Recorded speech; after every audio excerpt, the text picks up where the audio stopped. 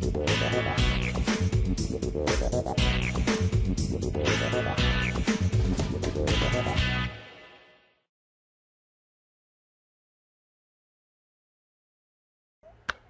morning. This is going to be the CISSP course, and if you're not in the CISSP course, the Advanced Ethicals across the street in the next room in Manassas A.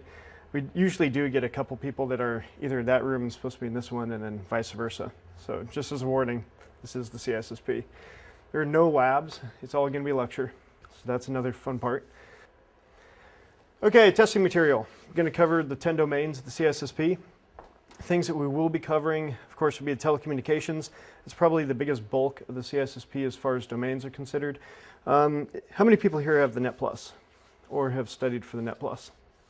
That's going to help you a lot on the CISSP because this entire domain is the Net Plus test from CompTIA.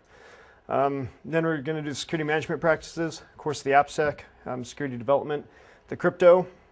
How many people here have heard of the quote-unquote crypto test as far as the CISSP is concerned? Basically, what ISC squared does is they have about 25 questions that are beta, which do not count towards your final score. But what I've seen is that a lot of the questions they have on beta, they usually bulk together as far as the specific domains they're covering. So the people that are taking the test, they get the quote-unquote crypto test. A lot of those are probably going to be beta questions. So if you get more than, I was at 7.5 to 10% of the test as being crypto, a lot of them are probably going to be a throwaway. In all honesty, they just won't count if you miss them. Yeah, it would be nice to know if they had a big B right next to them saying they're beta, but unfortunately with this test they don't. So it's one of those things where you can get all the beta right, but if you get the wrong questions after that wrong, then it's going to be bad for you.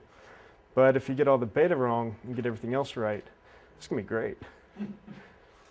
Security architecture and models, OPSEC or operations security, also business continuity planning, which is the fun one. They do not have it here, but basically it also covers disaster recovery, which is just going to be your IT centers, all your data, and business continuity is the whole business. It's also laws, investigations, and ethics. Again, this is going to be the forensics part and the laws.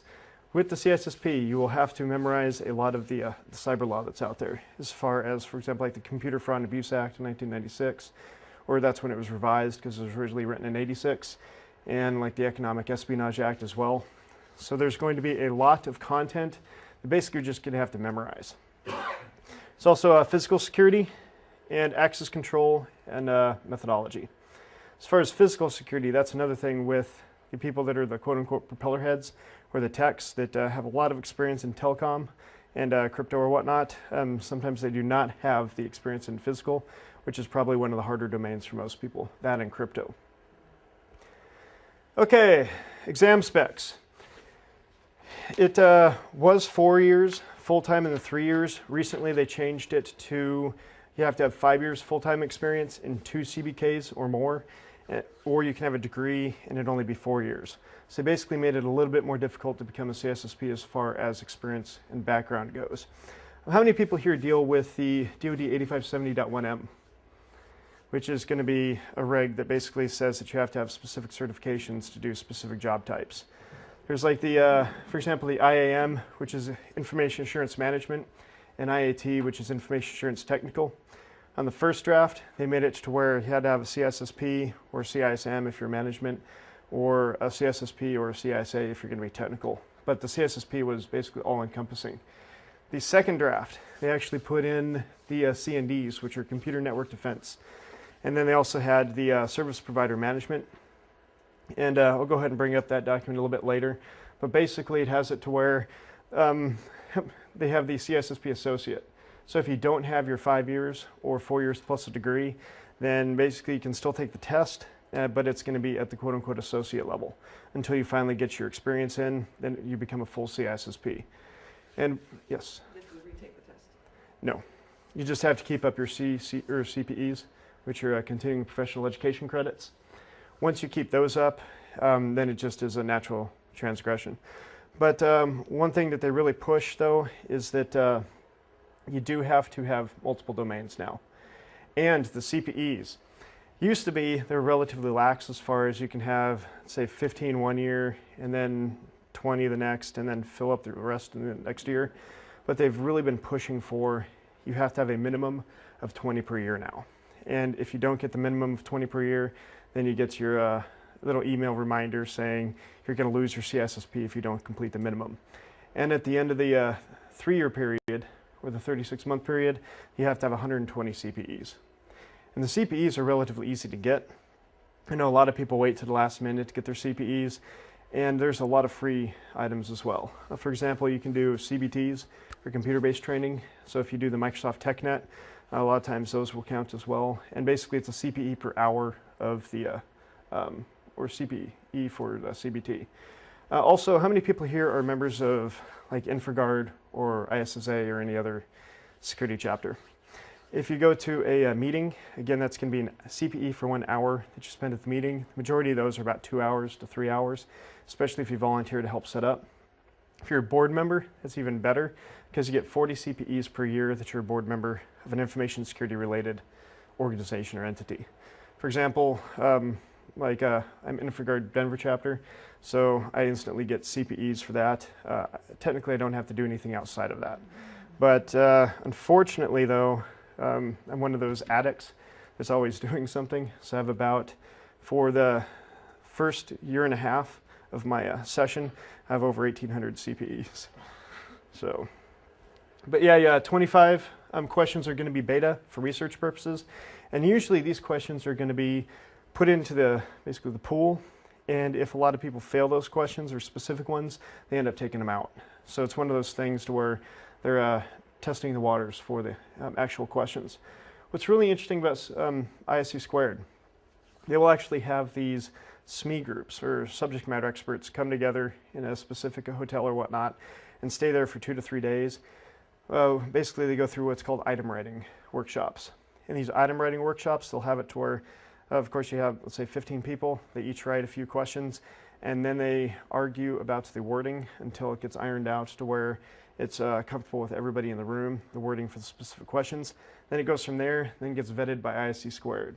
Then it gets vetted by an international community. So there's, every once in a while, some of the beta questions may be worded a little bit differently because throughout the vetting process, a couple words may have been changed to make it look more friendly or more international, but it changed the context of the original question. So if you do come across an item that just doesn't make sense with the content of what it's asking for, there's a possibility that may be a beta question. Okay, you get about 6 hours. Average is about 4.5 hours. And if you do not speak English as your primary tongue, then you can basically petition for an extra hour for that 7th hour. And if you don't speak English as your main language, then you could also bring in a dictionary. But it has to be vetted by the proctors. Because I guess they had a lot of people bring in dictionaries and they wrote notes into it and circled specific key content. So that's definitely a no-no. What's relatively nice about ISC Squared, granted it is 6 hours, but the majority of the proctors are relatively lenient enough to let you bring in bottled water or anything with a lid on it, so try not to spill, and then quiet food. But if you bring in a bag of chips, a really crunchy, loud bag, you probably not upset the proctors as much as the people right next to you.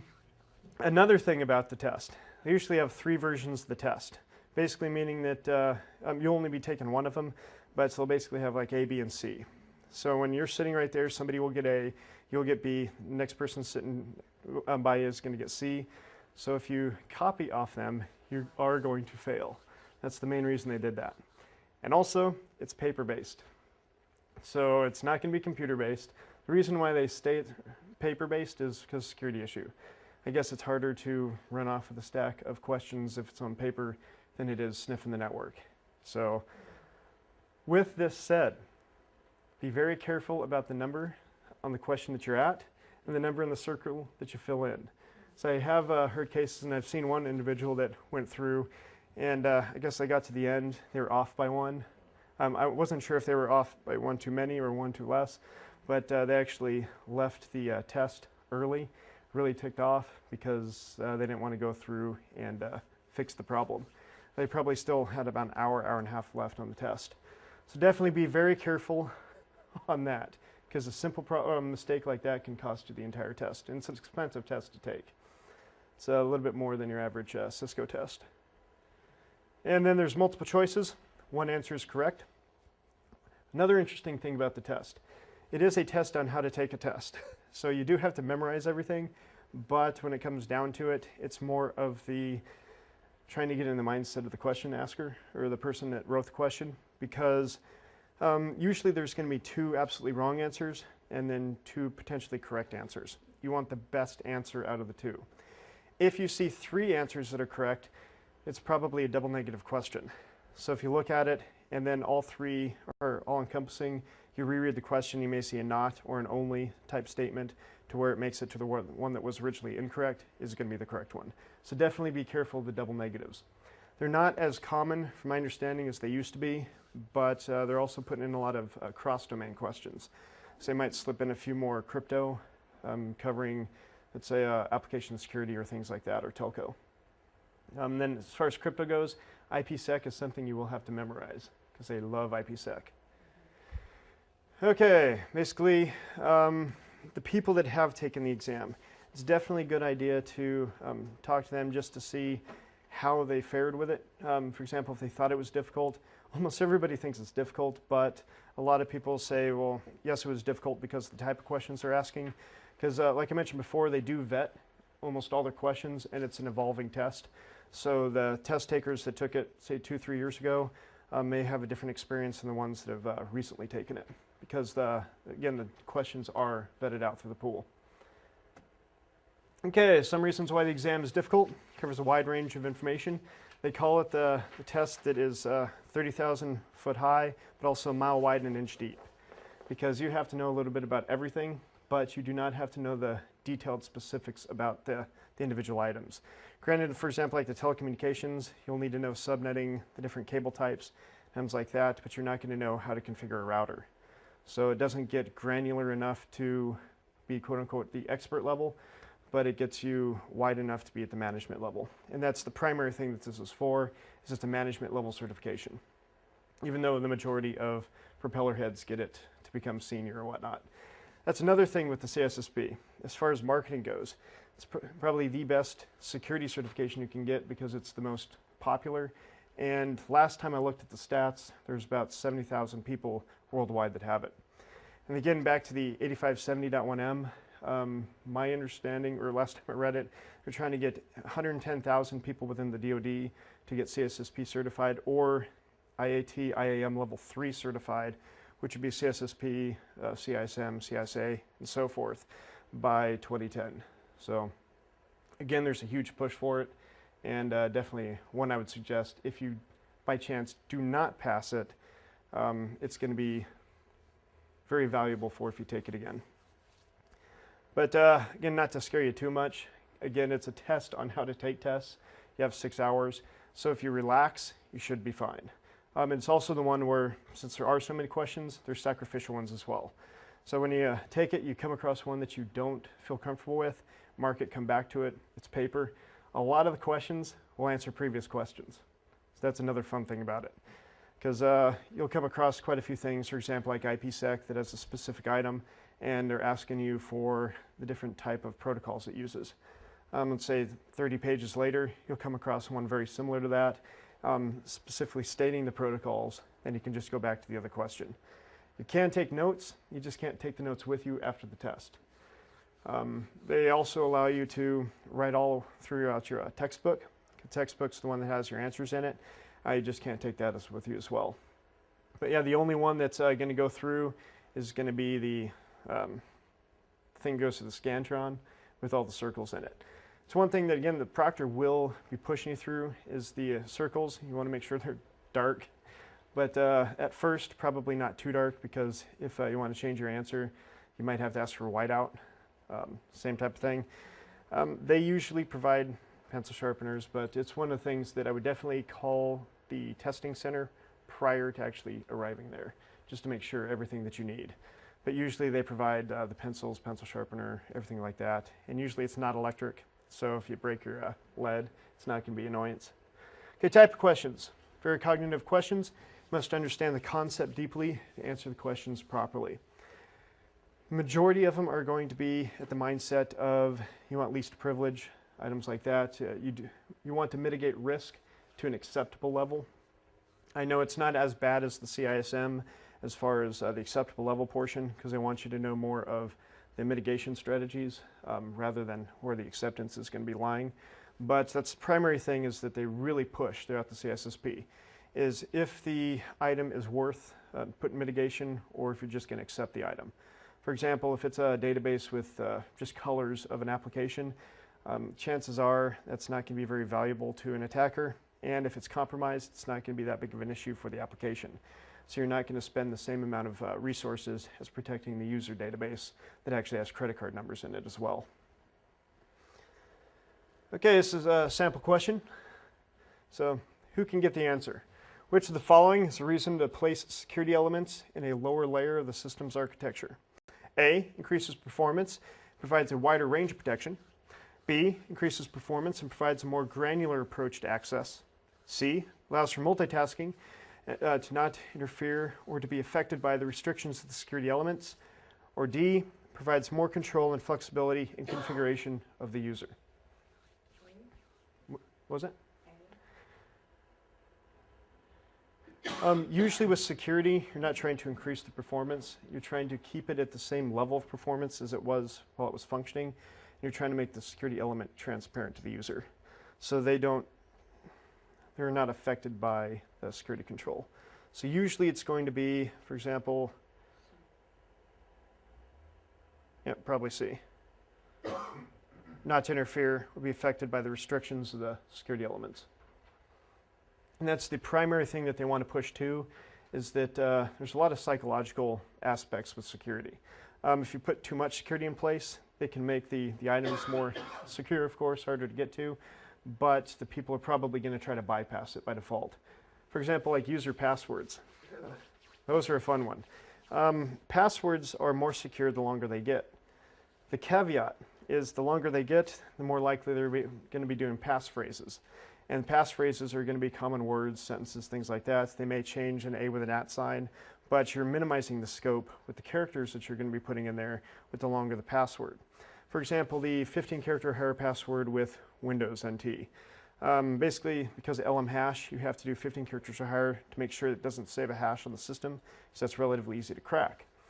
But once it gets too long, not only are people going to be using common words, common sentence structure with just different variables, but they also tend to write them down.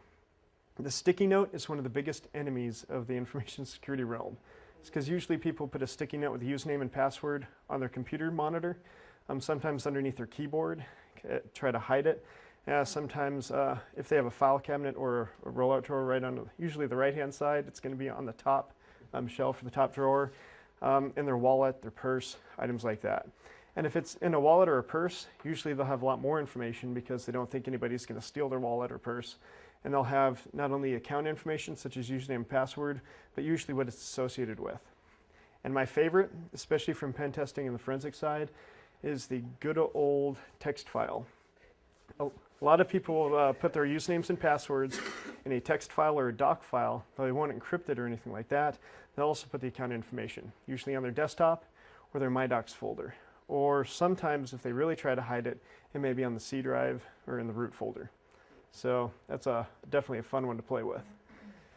Okay, next question. Clipping levels can come in many different forms. Which of the following best describes the benefit of using a clipping level? And clipping levels, same type of scenario to where you have 3 tries and you're out, or 3 strikes and you're out with the username and password. So when you try to connect to somebody remotely, after the 3rd time, it either locks the account or temporarily locks the account.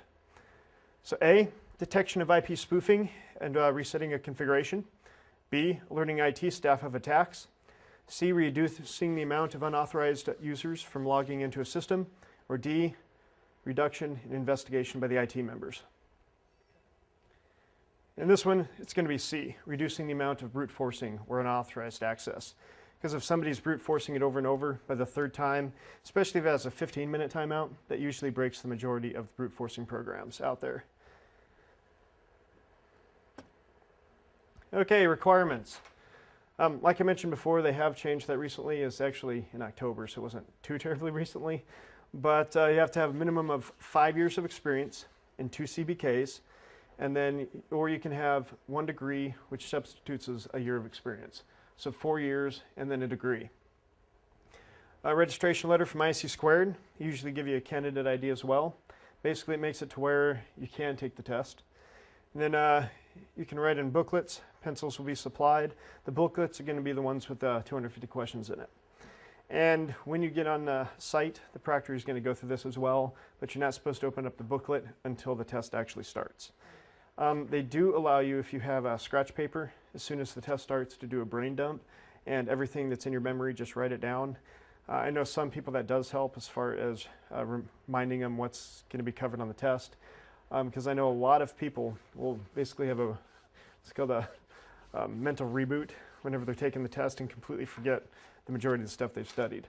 So definitely, if they give you the capability of bringing in blank paper, or if they have paper there as well, just start doing a brain dump right as the test starts. And if English is not your native tongue, you can bring a non-technical dictionary. And that's the key, is the non-technical dictionary. I guess they don't like the hacker dictionary either. Okay, this week's schedule. Each day, we're going to try to cover 2 domains.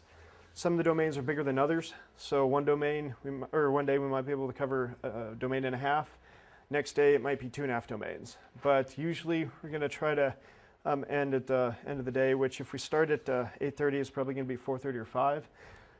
Going to have a capability of asking questions.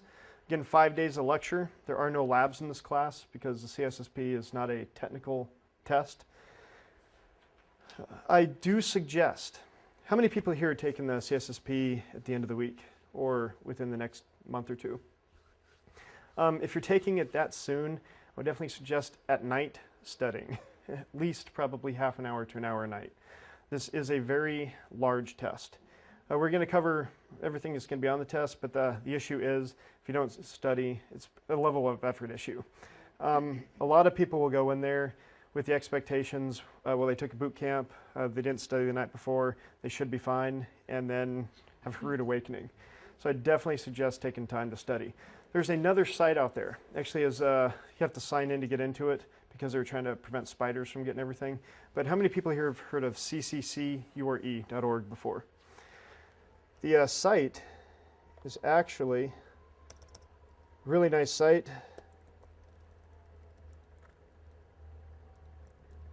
And it's cccure.org.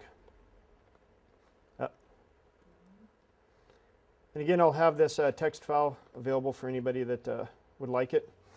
But this one here has a section directly for CISSP study tests. And you can have it to where you can practice with a 250 question test if you want, or you can specialize on the domain of interest. It's free. What was that? Yeah, it's free. It used to be you didn't have to put in a username and password. So I guess in that aspect it's not free because you'll probably get email afterwards from that site. But yeah, it's definitely free and it's an interactive engine. Unlike the real test, which is the paper test, there's no interaction, but it'll at least tell you what score you're getting on the test. If you take a look at it, the first time, let's say if you score, it's not uncommon for a person with a lot of experience to score like a 40 or 50 the first time they take it. But before the test, I would definitely play around with it. And if you get about say an 80, 85 consistently, then you should do well on the test, as long as you relax and basically skip the questions to go back to later for the ones that are throwing you off. But it's a really good resource. Do they have just one test, or are there several versions of the test? They have a large test bank, and they're randomly chosen.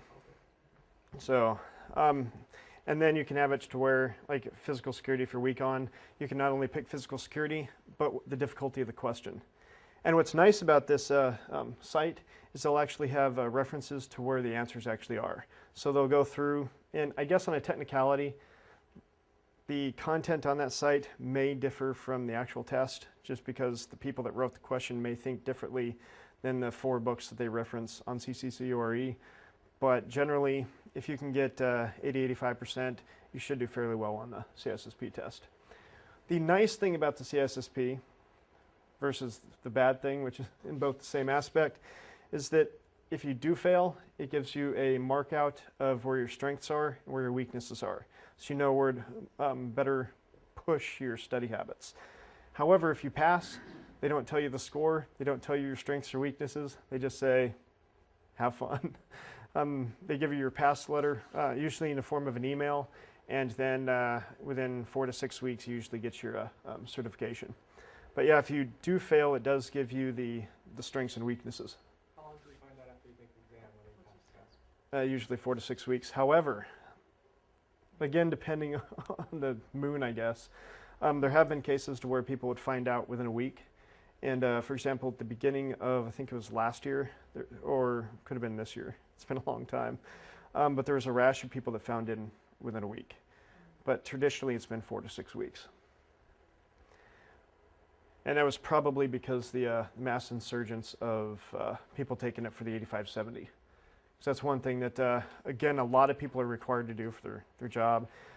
One thing as a forewarning, from everybody I've talked to that have been taking the test and other individuals outside of IC², the pass rate has actually dropped in the last few years, not because the test has gotten harder, but because of things like 8570 and the commercial industry really pushing individuals to get their CISSP. And a lot of the individuals are either A, not in the industry, it could be either sales or their background is in logistics, not cyber warfare or information security. So it's going to be a lot harder for those individuals because either A, they don't have the background or they don't have the interest. Because if you're really interested in information security, it's going to help you a lot on this, especially for the memorization. If you're not, then it's probably, you're going to be stuck using lots of caffeine products to go through the manuals. And basically the main reason I have this up there for everybody's interest is for effects value. But what I usually try to warn everybody on all the classes that I have, there is an advanced ethical hacking class on the other side of the hall. Nobody that I know of over there, because they were in my regular ethical hacking class last week, nobody has an alpha yet, but this is a 500 milliwatt Wi-Fi card with a 9 dB antenna. So I'm getting almost all the residents in access points. Wi-Fi, especially unencrypted, is one of the worst technologies out there as far as security goes. I love Wi-Fi, don't get me wrong. It's great for ease of use. If you need to get connected to the internet, check things, it's great. But if you want to keep your secret, if you don't want people reading your email, definitely do not use an open access point that is not encrypted. Or at least use some sort of like SSH connection. So try to encrypt all your traffic, or VPN. I know a lot of organizations will have their IPsec VPNs into the company. So definitely use that to connect into and then connect out. Because this is playing backtrack, then I have Kismet running in the background, and it has it to where you not only see the traffic, but there's a few programs like Airpone, which allows you to not only see the traffic, you can intercept it and then rebroadcast it out. You're basically playing a timing attack. So you see the request going to the server, then you're trying to beat the server back to the client and respond back with whatever packet that you want them to see rather than what the server wants them to see. So for example, it's relatively easy to run Airpone or AirOwn and then either DOS the network by all HTTP traffic no longer working, or potentially injecting your own malicious code into whatever web page they're looking at. There's also a program out there called Wi-Fi Zoo on the new backtrack. That's a fun one to play with as well. Basically allows you to sniff the wireless device that is currently going through, or open up a PCAP and get the same information, and then do session hijacking with cookies. So if anybody logs into, for example, a bank, and the cookie says it's a valid connection, or the user's logged in, you don't have to have the username and password. You just load the cookie in your browser. And if you're on the same physical network, a lot of people will try to secure cookies by using the IP address of the client. But if it's going through NAT or a gateway, you have the same IP as far as the server is concerned. So therefore, you are now that authorized system and can... DHCP does not help because the IP address is going to be the gateway. So if everybody's going through the same internet connection, majority of server applications basically do reverse of who's connecting to it. It's always going to either go to the proxy or the gateway or whatnot. So if it does and the server application isn't strong enough to get things directly from the system, either by through JavaScript, VB, or an actual application, then chances are that can easily be faked as well. So again, as far as, I don't want to make people too paranoid, but the wireless is not very secure. Yes, sir. With respect to the order or the sequence of the domains that we're going to study day to day, is it the same order that's in the book here? Yes. The stuff that I'm going through here should be everything that's in the book. So if we want to prep Yeah. the day before, we can follow Yes. the order that was booked. What they tried to do is they built the book and then basically made it a PPT as well. So this should be identical to the book. But I definitely would go through these study questions at the end of the day especially. Those are not going to be relevant to the order of the book. Those are going to be a bunch of randomized questions for the main reason trying to get you used to how the test is going to be taken. So if you go through, for example, like the first 100 or the first 50 tonight, then you're going to cover stuff that we haven't covered and probably won't until Friday.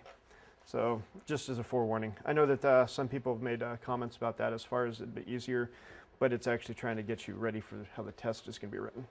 Because unfortunately, the test, they don't have their specific chapters.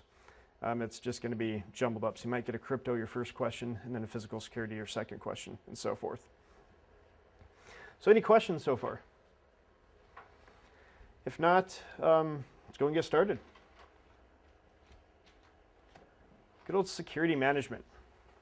Okay, basically we're going to cover security definitions and goals, the control types, risk management and analysis, of course components of security program, roles and responsibilities.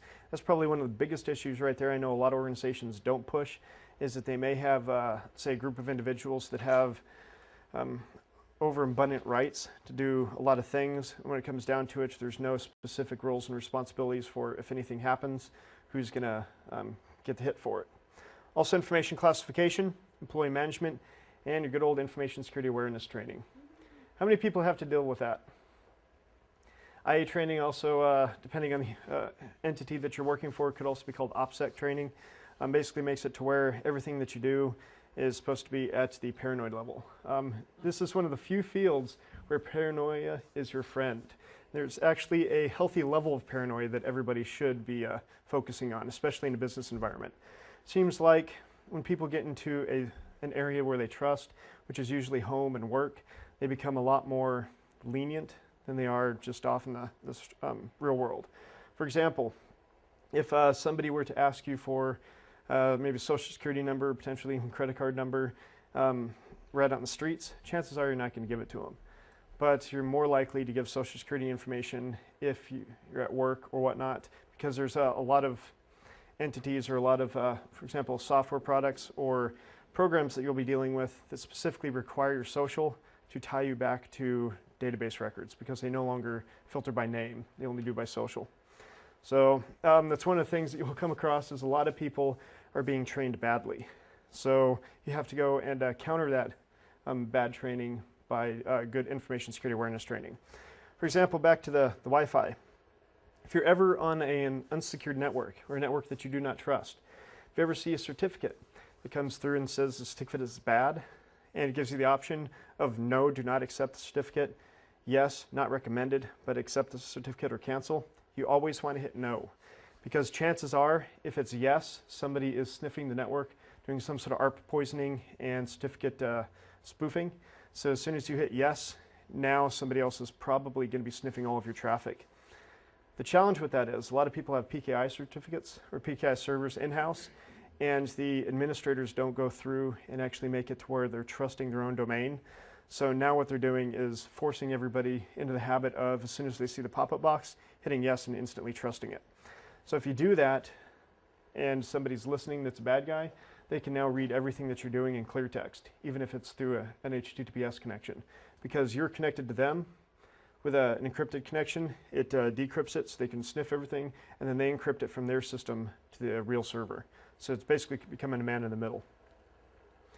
Okay, evolution of security. You have your good old internet or outside address. You have your perimeter. The definition of perimeter has also been relatively variable. From the CISSP perspective, the perimeter is from the company to the internet, not the database to everybody else. So just keep that in mind as far as the internet's concerned, or the CISSP. The perimeter is from the untrusted network into you, which the untrusted is probably going to be internet. If, however, you have quite a few remote sites, let's say VPN access or whatnot, there's a lot of times what you'll have to do is treat them as internet users. VPN, wireless, anybody that has a dial-up connection, they should always go through like a DMZ or protected subnet process, and then everything they do should be vetted. Because the best thing to attack in a large organization, because usually the main office or the main entity is going to have really good perimeter protection. So you attack some of their branches, some of their fingers. Once you compromise one of those, if they do trust those entities as a regular system, now you have full access into the network. So those are some of your primary targets. Okay, good old security definitions. We have your vulnerability, otherwise known as an undocumented feature. You have your weakness in a mechanism that can threaten the confidentiality, integrity, and availability of an asset. For the CISSP from ISC squared, the CIA triad, or if you're across the pond, they call it the IAC, or because they hate the term CIA triad. But that's something you have to memorize. Confidentiality, integrity, and availability. You may come across a question that tries to throw you off on the actual words or the definition of each. There's threat, an item or some sort of asset uncovering a vulnerability and exploiting it. So it could be an individual, it could be just some sort of software or some sort of actor or asset. Risk, it's the probability of a threat becoming real and corresponding to potential damages. You also have exposure, when a threat agent exploits a vulnerability. And exposure is a huge factor in the decision process if you're going to mitigate, if you're going to transfer or accept the risk, which basically comes down to if your exposure factor is 0 because you have, say, a Windows 98 system that doesn't connect to anything and nobody connects to it, then chances are that's not going to be as important in the security tree as a web server that's on the internet and your DMZ, which everybody's going to be hitting probably 2,000 times a second. Okay, countermeasures. It's a control put in place to mitigate potential losses or to mitigate risk. So when it comes down to it, if you do not want to accept the risk, you want to mitigate it, it's not going to, the countermeasure is not going to be 100%, but it's going to be percentage-wise to make it to where the residual risk is either going to be accepted or transferred. Okay, definition relationships. There's the threat agent, which basically goes through, finds the threat, which exploits the vulnerability, which leads to risk, which can damage the asset, back to how much exposure it has either on the internet or internal. And then, of course, the countermeasure. And once you go through this model, you'll pretend to be, for example, through threat analysis, you'll say, what access does a script kiddie have to the web server? And a script kiddie is basically somebody that downloads scripts off the internet, usually doesn't know how they work, and then targets the system and then lets it go. Probably more damaging attackers out there because they don't know the potential downfall of what they're actually doing. So you pretend to be a script kiddie. You know that there's specific threats that can be taken over by script kiddies or some of the viruses that are out in the wild. So you find the vulnerability, do the risk assessment, and then you put a safeguard, which would be antivirus or patching. And then you just go through the entire process of what threat agents are actually out there. Okay, what we're going to do is cover your good old control types, the confidentiality and integrity and availability triad, and defense in depth or layered security. How many people here deal with layered security? From a basic aspect, it could be you have a firewall, you have an IDS or an IPS, and then internally, of course, you probably have antivirus and potentially even host-based IDS and IPS or firewalls, and then go through that area, which would be the network side. And then you may also be doing assessments. So there's lots of ways to do defense in depth or layered security, but the primary thing that they want you to know is that's either different technologies or different methods layered. Okay, we're going to cover administrative controls, management responsibilities necessary to protect assets, soft controls, your technical controls, and physical controls. These are also things you will have to memorize because they will cover many different domains and they're going to push this a lot. Can anyone give me an example of an administrative control? Limit rights, user rights. Yep. Policies and procedures, which allows you to limit rights, things like that. The technical controls would be the item in there that actually does the limiting, such as access control lists or potentially user rights to be able to create users. But the Active Directory follow technical controls? yes. Your And even though it's a software and whatnot, it's technical because it actually does the hardware work or the hard work or the workhorse, whatever you want to call it. And the administrative would be the policies you put in place to enact the Active Directory. And of course, the physical controls the protection of the facility's perimeter and internal resources. So that, of course, would be your man traps, fences. What was that? ID badge. Yep. That's definitely a fun one. How many people here have done pen testing before? It's the physical is probably one of the most fun because you can usually get past a lot of things. If you can't get into the network for some reason or another, a lot of times you'll be able to do social engineering to get in. I've had scenarios to where I have a badge and either have Mickey Mouse ears or I have a picture that I print off on a color printer to make sure that it is definitely fake, and that if you look at it, you'll see that it's a piece of paper. And I usually have it on top of a hotel swipe card. So again, it looks real. If they look at the back of it, it's going to have its good old strip and whatnot. But it's amazing how many times physical security will not take a look at the actual ID badge. So you can push it to them, they look at it, they say, well, it looks normal, just go on in. It's definitely a fun thing to do with the ID badges. And then there's good old tailgating. So it works great is if you wear a suit or you do business casual, you have your arms full of books or have something in your hands, computers or whatnot, and ask if, sometimes you don't even have to ask. You just look like you're struggling and people will hold the door open for you because their nature to help people out, especially in a place they trust. They probably wouldn't do that quite as much in other areas, but at work especially, depending on where you work or the environment that you're in, you should be very paranoid and basically, even though they look like they're struggling, they're going to drop all the computers, ask who they are, ask for identification, and if they can't provide it, contact security. But yeah, physical is definitely a fun one to play with.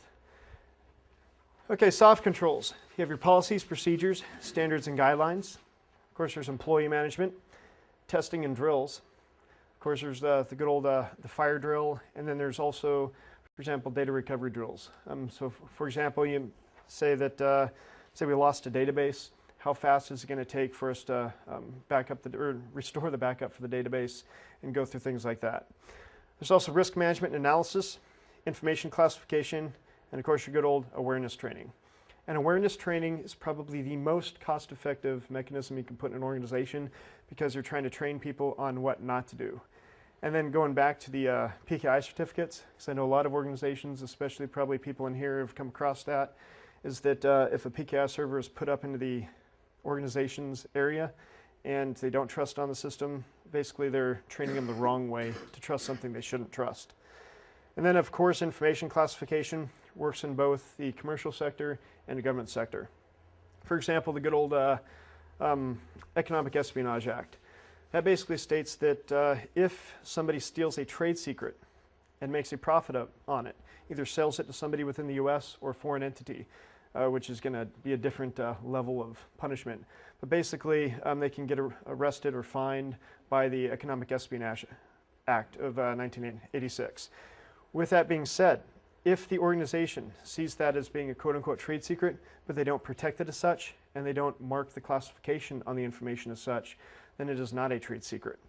So the person's not going to be in that big of trouble for stealing it, compared to if it was marked as a trade secret and there were certain access controls or security mechanisms in place. Ecological controls. Of course, you have your firewall, your IDS, your encryption, your protocols, authentication mechanisms, auditing, access control technologies. So basically anything in place that, of course, is technical, hardware related, or potentially even software related, which is going to be your password device. For example, like the shadow file on a Unix box. That is going to be logical access control or technical access controls. Things that you will have to memorize the differences of. Going back as far as the different control types, you're going to have your administrative control, your technical control, and then your physical control. But within those, there are multiple layers of control as well, such as, for example, there's of course the logical is the technical, but there's going to be other items that you can cross-reference. But these are the primary parents that you have to memorize is the physical, the technical, and then the administrative. Okay, good old physical controls. You have your doors, windows, walls. The important part about a wall is, let's say if you have a server room or if you have a room with sensitive data in it. If you do not have the walls that are true walls, they go down from the base to the actual ceiling of the environment. People can actually, for example, go over the rafters or whatnot and then drop in through the ceiling or through the floorboards. I know a lot of environments that have the raised floor, so there's, let's say, 2 to 3 feet of space in there that people can actually crawl through and then go from one room and then pop up in the next room. So depending on the environment that you're in, a lot of them have to have true walls. Good old security guards and dogs. There's fencing and lighting, locks, environmental controls, and IDSs, or intrusion detection systems, which would mainly be, for example, like CCTVs in this aspect, or for example, like PIDUS, which would be big fences with razor wire, motion detectors on the fences for vibration, and basically trying to see if anybody's trying to jump over it or cut it, items like that. I know a lot of places do have the PIDUS fencing. The locks, these are fun ones. Basically, locks are only as good as the locking mechanism. The majority of the locks haven't changed in hundreds of years. So usually they're the pins in the cylinder. So the majority of physical locks, if they're not electronical or more advanced, are just there to keep out honest people. So you can have a 5-pin lock. You can get a lock gun, which basically has it to where it works off physics, to where it has the pick, which hits the pins, and then the physics has it to where the force is transferred from the bottom pin to the top of the pin, and then the top pins shoot up, and then you, of course, put pressure on the cylinder to turn it while the pick is actually hitting the pins. So some people can use those. Unfortunately, I am a pick gun retard, or really bad at it. So what ends up happening is I cannot turn the cylinder with a gun, but I can go through and actually use a pick. And depending on the state that you're in, jurisdiction and whatnot, they may or may not be legal. I know the majority of states they are legal to have without a permit, as long as you're not using them in the commission of a crime. Which goes back to a pen test. You should always carry your get out of jail free card with you, which is going to be your signature from the CIO, the CEO, the board of directors, base commander, wherever you're going to be at. You need to keep that with you. And hopefully 2 versions of it. So I've heard bad stories about somebody holding it in their breast pocket and it being taken out and ripped apart by either the security forces or the IT management or whatnot, because they don't want to get in trouble. So keep the second, usually in an easy to find place. I've seen some people in a red team put it in their sock, so they have 2, and then their secured one. But yeah, definitely on the physical side, it's a very good possibility if you're not careful, or even if you are, if they have a good security posture, you may have guns pointed in your face very quickly. Okay, CIA triad. Confidentiality, integrity, and availability. Confidentiality is keeping your secret secret from the people you do not want to read the information. There's prevents unauthorized disclosure of data, so they have to have the specific keys. Protects sensitive data and processes from things like shoulder surfing and social engineering. How many people here know what social engineering is? There's actually a really good book out there for those that want to get more detail. It's by Kevin Mitnick called, what is it, The Art of, I'll get back to that in a little bit. But it's not The Art of Intrusion, because that's his Black Hat book. But basically it covers a lot of good social engineering tricks and basically his past in doing social engineering. But you're trying to get information from a target that they normally wouldn't give you, such as usernames, passwords. And another thing that's also considered social engineering that you normally wouldn't think would be your good old dumpster diving. And dumpster diving is when you go into their garbage and then you try to find sensitive documents, which is actually still works to today. I know in a lot of areas, especially when they have tech support, even though they have a good shredding policy, you shred all documents with sensitive information. So if it's printed, they consider that to be a document. But then when it comes down to it, is that they write things down just because they're doodling, they're on a phone, so they have notepads, the yellow pads or even the white pads, whatnot. So a lot of times they'll have it to where those they don't shred because they don't see that as a quote-unquote document. And they just crumple them up and throw them away. And sometimes even the sticky notes with their usernames and passwords on them also get dropped on the floor. Cleaning crew comes in, throws them away, or steals them. So when it comes down to it, dumpster diving is still a very valuable item or attack tool. There's integrity. Deals with the accuracy, completeness, prevents unauthorized modification. Also deals with protection of data and protection of the environment from things like modifying data and changing security log information. Then availability. Availability is usability and timeliness, prevents from disruption of services, protects against man-made, technical, or natural disaster issues. For example, who can give an example of a man-made potential denial of service attack or man-made disaster? World Trades. Hmm? Like Yeah. World Trades. Explosions, terrorist attacks, items like that. Would- Latvia attack. I Sorry? think it was in Latvia. Apparently, they had their whole computer system went down. The government computer system went down, and they said it was coming from Russia. Yeah. I think it's Latvia. There's a few that are floating around in that space. But yeah, Somebody deleting the world file. see, that's one that a lot of people don't consider a security incident when it should be. User error. Is that, yes, there wasn't an attacker with malicious intent from the outside, but a user either deleted it or fat-fingered an account number and transferred information or money from one area to another area that shouldn't have been touched. But yeah, it could be actual cyber attacks, explosions, or user, yeah, the TSTO errors. The natural disasters, of course, are going to be your floods, your tornadoes, and items like that, which really pushes into the business continuity planning.